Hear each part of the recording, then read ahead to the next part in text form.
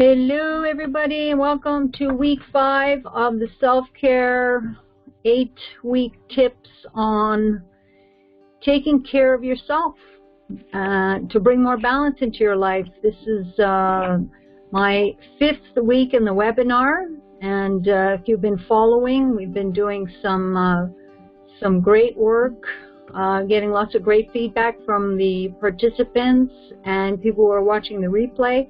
So I'm really happy about that. Thank you very much for all your feedback and your input. It's really helping me evolve and get better at this. Okay, there we go. I won't be able to hear you guys, but if there's anything, put it in the chat box. That would be great. So here we are, week 5. Oops, too fast. Oh well, okay. Let's do a review. Review of the 8 tips. The first 4 were say no, respect your limits, do something you love every day, and maintain relationships. I think the number 4 tip is so important right now to maintain our relationships, and I talked about that in last week's webinar, and all the creative ways that we can maintain and continue connecting with our friends and family. And now, more important than ever, especially if we have elders in our entourage, it's super important that we take care of them and even just call them every day. If they have that technology, do some FaceTimes, some webinars so they can actually see people. It's a good time to get them up to speed with the technical stuff as much as possible. I'm grateful for all the people in my life who are tech savvy, so we can do stuff like that. So let's go on to week 5. But before that, let's set the intention. I'm just going to take a couple of minutes to take a deep breath. Setting our intention is always a wonderful way of being present in the moment and seeing what we want to get out of what we're doing in this moment, which happens to be right now for me doing this webinar with all of you. And for those who are listening in the future, let's set the intention. My intention this week is being authentic, being me. So I invite you to be authentic and be you. Of course, if you have another intention for this webinar, then go ahead. I'll give you a couple of seconds to do that. Could be just one word or a sentence, as you wish. So, first thing, the tip today is don't say yes when you mean no. And I know what you're thinking. That sounds like the first tip, which was saying no. Well, this one there's a slight twist to it, but it bears repeating because it's, I think, very important to know why we're doing things. So ask yourself, is this really what I want to do? Or am I doing it for the wrong reasons? There is a lot of people that are going to be asking you for things, and some things you're going to have to do. And that's why one of the tips before was to respect your limits. And this one is about doing it, at least knowing why you're doing it, and doing it for the right reasons. So, why do we say yes? I have a theory. I have a theory of why we say yes. And the next slide is going to give you a hint. Does that feel like you sometimes? You know, just like this sweet little thing, you know, you just want to be nice all the time. And we call that people pleasing. Yeah. Yes, I know, Elizabeth. I know you never do that. Elizabeth in the comments, no, never. I think we're born with it. You know, if we're not born with it, we learn it. You know, this thing that we do, we're constantly taking so much time to make ourselves pretty, because we dare not displease somebody. Why do we have this strong need to people please? Well, one of my theories is this fear of rejection. We can wear many hats. We can play many roles. And depending on the situation, we get to decide what hat we're going to wear. And it doesn't have to be always the same hat. But just recognize that you are not just one role that you play. So I invite you to explore. That's why one of the tips is do something you love every day, because that's learning about what you like.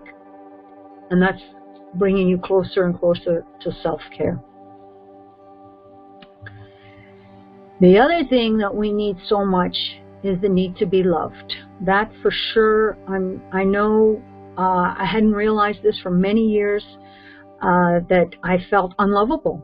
I felt that I was, insecure, and I felt that there was a lot of things about me that just stood out, that was so obvious that people wouldn't love me.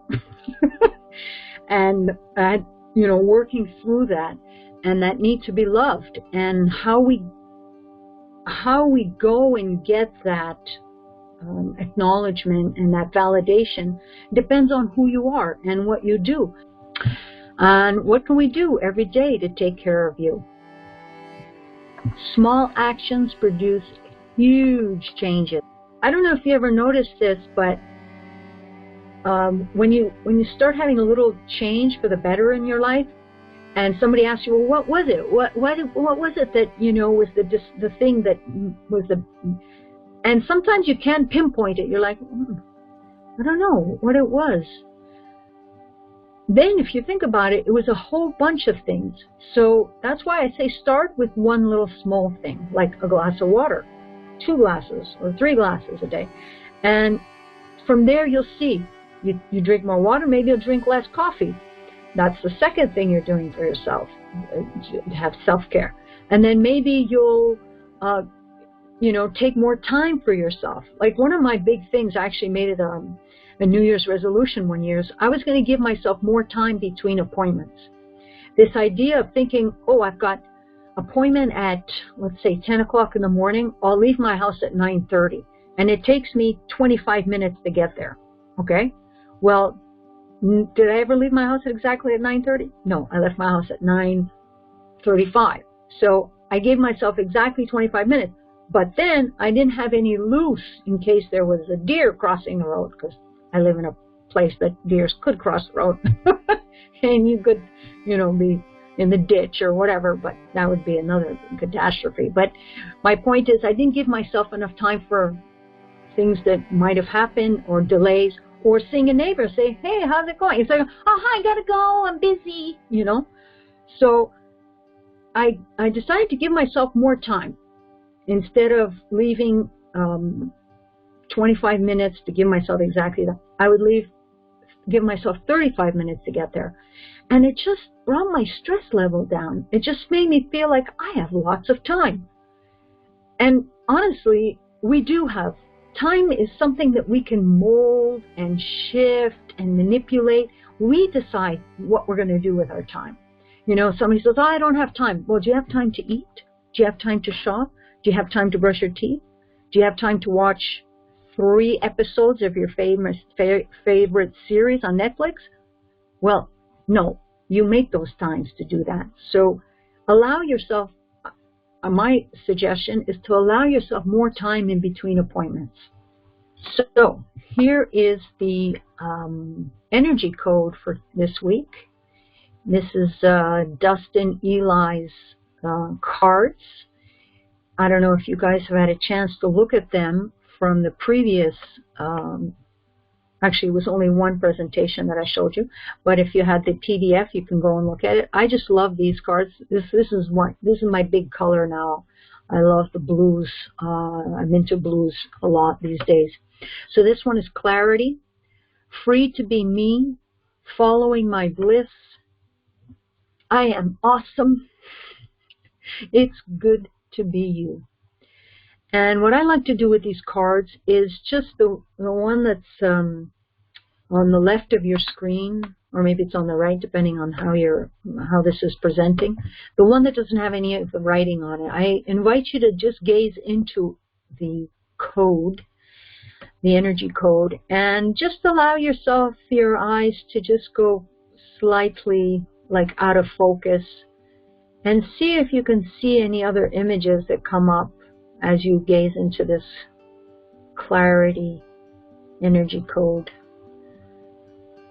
Take nice deep breaths and just feel into it. Not thinking about it too much.